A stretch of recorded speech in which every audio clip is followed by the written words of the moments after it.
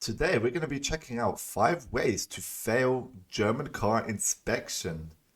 PCS to K-Town, Germany, used car guys, master mechanic. Okay, so this actually seemed like a very, very interesting video to me. So I thought, guys, we gotta watch this. We gotta react to this together. So let's get on with it. Let's see what we have here today. And yeah, just do me a favor just before we get started. If you could actually go like the video, subscribe to the channel. It really, really does support me a lot. So thanks for that. Anyways, let's see what we got. Ramstein Air Base, where I'm following one of the good guys, David Sweeney, co-founder of Used Car Guys, as he takes me to his service center right across the street from his Ramstein showroom location. This is where we'll talk to a master mechanic about the 5 most common ways to fail a German car inspection. Well, hi everybody, my name is Edward Armstrong. I am a master mechanic, certified here in Germany, certified mechanic in the... Oh, the sound effect in the back, like master mechanic. Wow, let me just turn this down a bit. Okay. In the United States. And my position here is basically, I manage everything that has to do with after sales. Once my buddies from sales sold the car, that's when I step in and we make sure that everything else gets taken care of. Vehicles with issues, making sure that the customer has a vehicle while we're working on their cars. What does it take to be a master mechanic? In my case, a lot of experience. The fact that I speak both languages, because I'm bilingual, helped me out. I studied for myself with my experience for about a year. Then I went to the German Handwerkskammer is what it's called, and I had to do a written and a practical test. But once I passed those exams, I was actually able to work for the Used Car Guys as a master mechanic in the service center. Okay, what's up with these 2 Jeeps over here? Well, since I'm a Jeep fan, and that's why these 2 are sitting the way that they're sitting. The right one is mine, which I actually got through German TÜV. These are lit, bro. These are some cool cars.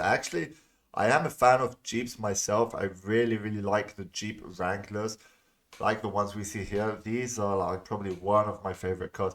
By the way, let me know what your favorite car is in the comments below. That would be interesting to see what you guys actually enjoy. It took me a year and a half. It is a US spec, but once I was done with it, I got it through German TÜV. The one on the left is a used Jeep that we bought that we're of course going to resell. But there's a few modifications on it, which me as a Jeep fan I love, but the German TÜV doesn't like them too much. Let's start with the tires, because there's a lot of details about tires. Tires in a lot of cases are underestimated, especially here in Europe, because there's so many laws in regards to the tires. One example is, if you look at the tires here. The tires on these Jeeps, bro, they're actually huge. I wonder what the cost is for like a single tire on these Jeeps. It must be like crazy money, to be honest. Here, they're fully open. In the States, that's fine with that bumper there. However, when you bring a vehicle to Europe, or specifically Germany, you have to make sure that those front tires are covered by the front bumper. In comparison to that, if you take a look at mine there, the front tires are fully covered. Oh, that's what So we're talking about this part here. I have 12 emails. This area here, so on this one, to be honest, in order for I do prefer this one. I mean, it looks much more aggressive. Stay legal, this bumper has to cover the tire to at least 50%. Especially on these off-road vehicles, always make sure that the front tires are covered by that bumper. That's the easiest way to put it. And another thing about tires, they're not allowed to stick out. So if you're looking at this Wrangler, you look alongside of the vehicle, you see that those tires are sticking out a bit. That like, can be a fail. Even just that little bit past this point right here, the edge of this flare. I've seen inspectors literally take a ruler, go down the flare. Is that how? And then you see that it's actually sticking out. How much big of a deal this is? Damn.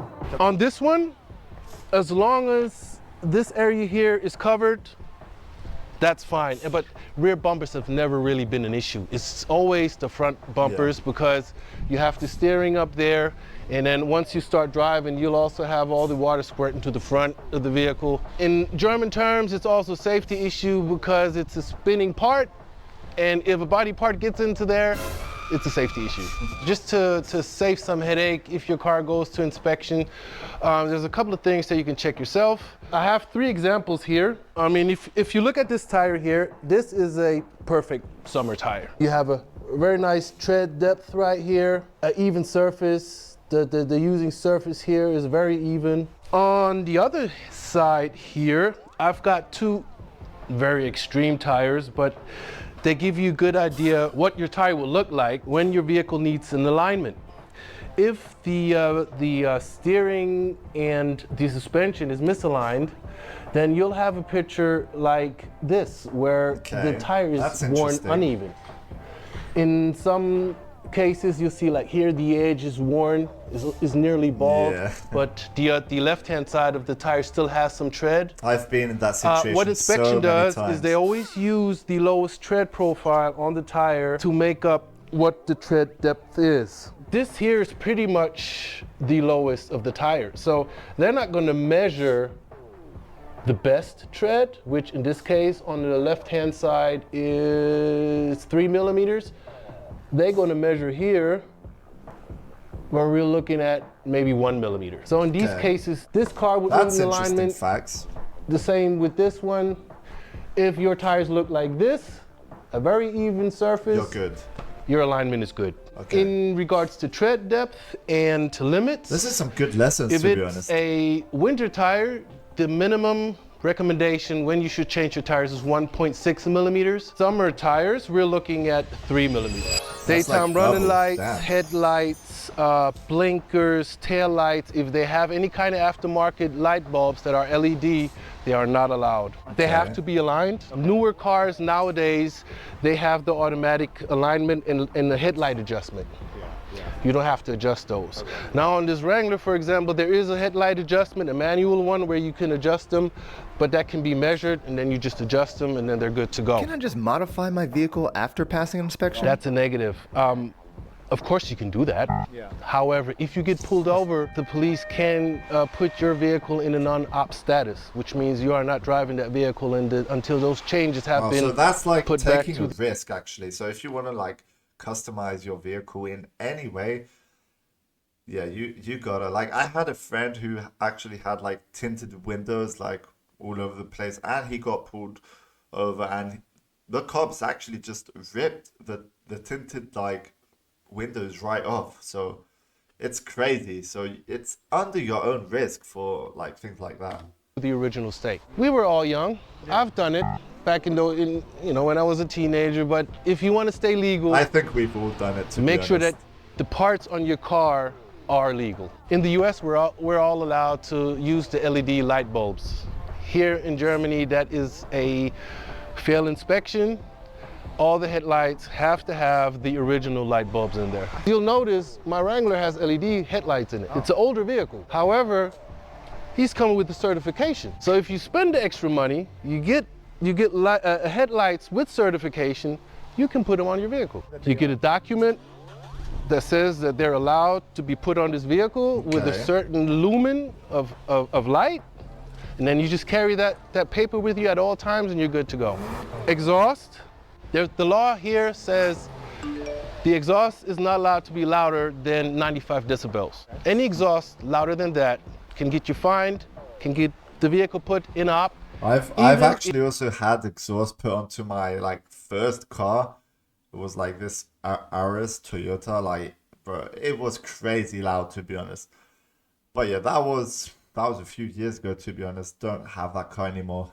If the vehicle was delivered to you like that. So if you go to a buddy and you buy a Mustang with a sports exhaust, that's fine. and the right? police stops you and you tell the German police, oh, I bought it like that. No, that's not going to fly, buddy, Really? because they're going to fine you.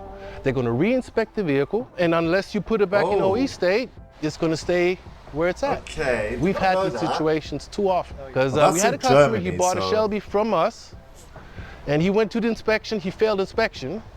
Then I made sure that we got the documentation, he went back to inspection, and everything was fine. At the end of the day, a lot of things here in Germany, as long as you have documentation that is legal, you're good to go. In his case, I actually got in contact with the German Ford dealership that just confirmed that there was a certificate number on the exhaust that they got the documentation for, and then we just showed that to inspection. They were good with it. I've had many of those lifted trucks. And that's, I don't know how many. Oh, okay, I get it. And out of So all of those, this is like putting your car actually higher, right? Like, so it's over the ground a bit In the more. last 7 years, I had one customer that actually knew what he was doing when he lifted his truck. You can lift your truck as long as once you're done with it, it's still safe. I have seen lifted trucks with tension on the brake hoses, which means you go off-roading, go through a ditch or up a hill or whatever the case, rock crawling, and you snap your brake hose. Well, you can imagine going off-roading and your brakes fail. No. Those are the little safety things that, so if you want to get your truck lifted, have it done professionally. And if it's done professionally, it'll pass inspection. This is safety measures as well. That so would pass because we already checked underneath. All the brake hoses are fine. There's no tension on the brake hoses. There's no rubbing parts. And there's no knocking parts. Those are the things to look out for. Tinted windows. They used to be allowed here. This is They the one I stopped was allowing talking the windows to be tinted in the front. Zero, unless it's factory. The back can be tinted all the way up to the B pillar, which is, so the front doors cannot be tinted. So in this case, I would say you can tint to right about here, unless it's factory. Hey, I'm PCS into Germany soon. Oh, What should I okay, do so you with can actually do the top half of your car. That's, okay, that is something I did not know. my heavily modified vehicle? For someone that's coming to Europe and has a heavily modified vehicle, my suggestion, save yourself the headache. Use the time that you will spend here in Germany trying to get your car up to the German standards with traveling. Come over here to Germany, buy something that's compatible to what you have in the States. Take some of the funds that you get for the vehicle that you sold, buy something here, and use your time a little bit more productive rather than having to deal with these German laws. That can be more than a headache. It is time consuming. And we all know in the military, we have other headaches and things to worry about technical stuff just to take you from work and home and travel a bit in Europe. So that would be my recommendation. Okay. And where would you recommend that they go buy a vehicle, huh? Well, of course, you have to go to the used car guys. Wow. Anytime. Take Wow, care. Be I'm safe. actually pretty amazed by this video. This was like very interesting, and since I do love cars myself, like I am a car guy, to be honest. Yeah, that was very interesting. If you guys actually have any other suggestions to do with cars in Germany or anything similar to this, guys, let me know. Give me some video suggestions. You can either send it on my Discord, which we'll have a link to that in the description below, or just send it in the comment section and I'll see that as well. But yeah, if you guys enjoyed the video, do not forget to like and subscribe. It really does support me a lot. And yeah, guys, hope you all enjoyed. Thanks for watching. Have a wonderful day and see you on the next one. Peace out.